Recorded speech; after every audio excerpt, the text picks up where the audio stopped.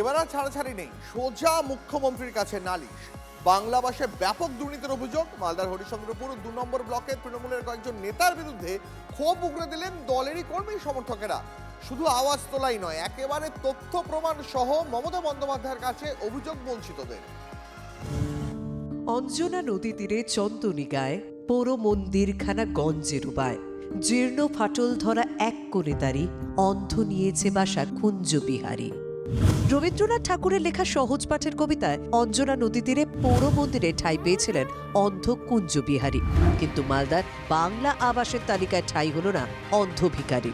তবে শুধু অন্ধ ভিখারিই নয়, হরিশ্চন্দ্রপুর ২ নম্বর ব্লকের ভালুকা সদরে বাংলা আবাসের তালিকা থেকে নাম বাদের অভিযোগ ১২ জন উপভোক্তা। শাসক দলের একাংশের বিরুদ্ধে অভিযোগের আঙুল তুলে তথ্য প্রমাণ সহ মুখ্যমন্ত্রীর কাছে অভিযোগ বঞ্চিতদের।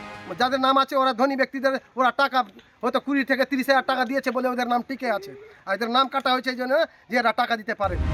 নাম বাদের আবেদন অযোগ্যদের। যারা যারা করেছে তাদের বলছি, আমার বাড়ির দরকার নাই, আমার নামটা কেটে দাও, আমার বৌমার নামটা কেটে দাও, আর যার নাই তাকে দাও।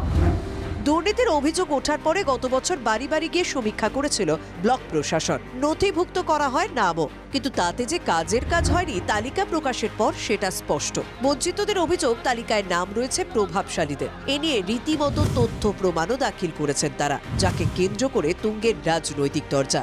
যারা তৃণমূল কংগ্রেসের পোশাকে যে সমস্ত সরকারি অফিসাররা এই আবাস যোজনার সার্ভেটা করেন, তারা মানুষের অর্থনৈতিক অবস্থা বা তাদের অ্যাকচুয়ালি কাগজে কলমে নাম আছে কিনা এটা দেখে তারা করেন না। তারা দেখেন যে তৃণমূল কংগ্রেসের সুপারিশ কার প্রতি আছে, তৃণমূল কংগ্রেসের নেতারা কি বলছে, টাকাটাকে বেশি দিচ্ছে। দুর্নীতির কোনো অভিযোগ বরদাস্ত করা হবে না, অভয়বাণী জেলা তৃণমূলের। সরাসরি মুখ্যমন্ত্রী রাজ্য বাজেট থেকে কষ্ট করে মানুষকে করার চেষ্টা করছেন। এখানে কোনো অফিসার, কোনো পঞ্চায়েত কর্মী, যে মাপের অফিসাররা যদি জড়িত থাকেন, মমতা ব্যানার্জির প্রশাসন বা তৃণমূল কংগ্রেস, মালদা জেলা তৃণমূল কংগ্রেস এটা কিন্তু বরদাস্ত করবে না। দ্রুত আবাসের টাকা তুলে না দিলে বৃহত্তর আন্দোলনের হুঁশিয়ারি বঞ্চিত উপভোক্তাদের।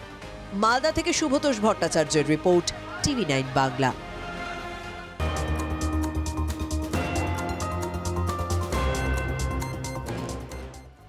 মাথাপিছু আয় ইস্যুতে তৃণমূলকে ফের আক্রমণের শুভেন্দু। তৃণমূলের শাসনে বাংলার যুব সমাজ বঞ্চিত। মাথাপিছু আয় নিরিখে দেশের সবচেয়ে নিচে বাংলা, ৩ থেকে ২৪ নম্বরে নেমে গেছে বাংলা।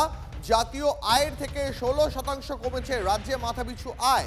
তথ্য পরিসংখ্যান তুলে ধরে দাবি বিরোধী দলনেতা শুভেন্দু অধিকারীর।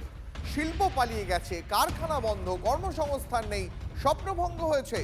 যথেষ্ট হয়েছে আর নয়, এবার আসল পরিবর্তন হবে।